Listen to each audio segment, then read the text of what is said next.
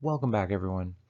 Recently, I've been putting some hard thinking into the portfolio, and more specifically, what view the public portfolio reflects, and is that the right view, and is that an accurate view when it comes to portraying my view and my portfolio.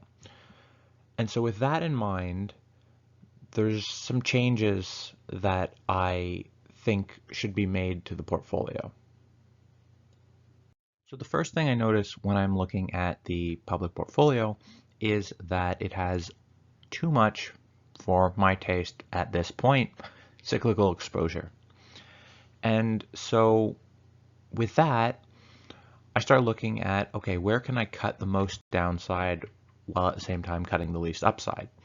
Going through the positions, it's taking a lot of discipline that I have not to buy more Linamar, so that's crossed off. And so there's a few more positions that can kind of fall into the mold of cyclical. And so the first of these changes is regarding Methane X. So I'm concerned at this point, based on a number of things, based on a number of kind of signals, that this may be all we get this cycle for Methane X. And it's frustrating because if this view is right, I missed the top by a lot, and it was barely a win when you consider the cyclicality of this company. But here's the thing: personally, I don't think I'm going to sell it, but I do think that part of this exposure within the portfolio, as it's displayed to you, needs to go. So what I am going to do is I'm going to close up the position in the public portfolio. And because here in the public portfolio, it represents a 5% position, just based on how I put the portfolio together, making each buy kind of a relevant size in the portfolio. Personally, and I've mentioned this in the past in various ways, personally, it's a smaller position. And it's got to the point where it's far less than 5%, and so not one that I have an immense amount of conviction for or that I spend a ton of time on. I still think there's more upside potential than downside potential in this name. My concern, as I mentioned above, is that we see the downside first, and the portfolio, the public portfolio as it was shown, was overexposed to this type of thing. So with the sizing being too big for my liking, the options for the portfolio would be completely close out the position or partial close out the position. And I'm going to completely close it out, and I'll comment more about why on that when you understand this next point, which is that ARC Resources is in a bit of a similar boat in terms of, I think there's a lot of things that kind of draw the two into a similar type of cyclicality, and similar things may affect the two. So I'm going to be keeping ARC and getting rid of Methane X, partially for simplicity's sake, because Arch is another one. Again, my actual portfolio, it's a smaller position than gets represented here. The two together kind of bleed into the same type of position. So for that reason, I'm keeping it here. Could have trimmed some of both, but I think that there's better near term catalyst for this one, and so that's why I'm leaving it in. So as much as I'm sure everyone was very emotionally tied to me being a Methane X bull, the second point will probably be a lot less popular. But I want to stress before, during, and after that this is a partial sale due to risk management, not outright bearishness. And that is, Global Atomic just got too big. As much as it is a massive weight in the model portfolio, that actually did not represent the amount, the full weight that it had in my actual portfolio. So I hope that you can appreciate that it was causing me some focus problems beyond what any position should.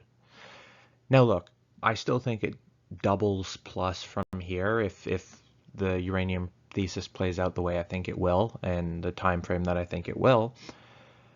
But realistically, this is partially symptomatic also of what I've done to my uranium portfolio, in that you have to look across the space, and we're no longer pricing in $31 uranium. We can make all sorts of arguments about what's being priced in, what's going to happen, when will it happen, what's the best company. But realistically, even the best companies have risks beyond where will the price be. And so that's one thing that hasn't been discussed that much, it seems. And I also see some anecdotal sentiment signs that, mixed with having a very excessively sized position, are concerning me. And I also see in many places across the market some of the risk on sentiment, some of the risk on strength. It seems to be waning. Now, different places have different strengths of thesis, and I still believe that the uranium thesis is strong. But that doesn't stop a general risk-off move from potentially taking prices down. And you can't buy a dip if you're all in type of thinking. So the other point I want to make about this trimming of Global Atomic is even after selling half, which is what I'm going to do in the public portfolio, maybe that's too much, probably more than needs to be sold, but for simplicity's sake, half. Even after that, it's still the largest uranium position in my portfolio. Now, in my attempt to ward off some of what I'm sure are very many questions that last slide will have evoked, I will say that I still believe very strongly in the fundamentals in uranium, and I am definitely very bullish. But the part that seems to be receiving far less attention is that the uranium equities are no longer reflecting the same price outlook that they were last year. And so that affects the risk reward of investing in the space. And so while I look across the space of equities, there are some that are far more aggressive than others. In the public portfolio, however, there are only 2 uranium plays. I had more than that. I think most who watched my uranium content from this channel know that I have more than that. And so across the space, I still have more than these 2 positions. But there are some positions that I have completely removed, others that I have not touched. The reason for removing some of Global Atomic was it just got irresponsibly sized within my portfolio. Now, I think that despite some of the catch-up that the equities have played to the fundamentals over the past 6 months has reduced some of the potential upside, I do think that A, the fundamentals keep improving, and B, the sector still represents significant upside and at more attractive risk reward to numerous other sectors. I haven't looked at them all, so I can't make that claim. But remember, and I've said this before, as the stock price goes up, so does risk, and reward falls. So if the stocks have gone up significantly, well, that is more risk and less reward. And while some have increased the background fundamentals have gotten better and some have increased the company specific fundamentals, there still can be significant changes or risks associated with price. Now remember, I'm terrible at selling. We've just seen this. Last few things I've sold, not good times to sell. So I'm not proclaiming to be any type of expert here. I believe it's approximately the right time to be reducing some type of risk for the near to medium term. And I recognize that there's a lot more correlation in markets than I think there should be. But also, it wouldn't surprise me if some of this risk-off bias or this itching to take some risk off comes from a personal standpoint. Because personally, I don't love taking risks, and honestly, as time goes on, I'm loving taking risks less and less. I'll take them when they're calling my name, but I love taking risk off. But the point is also my portfolio is not large enough that I can deal easily with drawdowns from this point. Overall, remember, this is not investment advice. It's just kind of what I'm doing.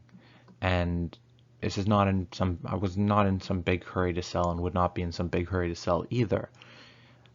I think that this is just a gradual period that we've reached.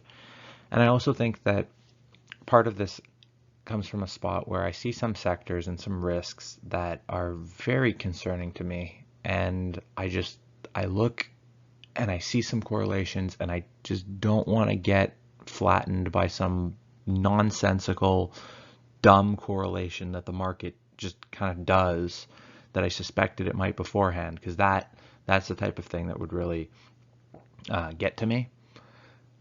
So I think the prudent move is to sell some, perhaps probably less than half. I don't have a matrix with exactly what should be done when, but I think, well, this is what I've done. So I hope you can appreciate that and not hate me for saying it. And with that, I wish everyone a great day, and until next time, best of luck in markets.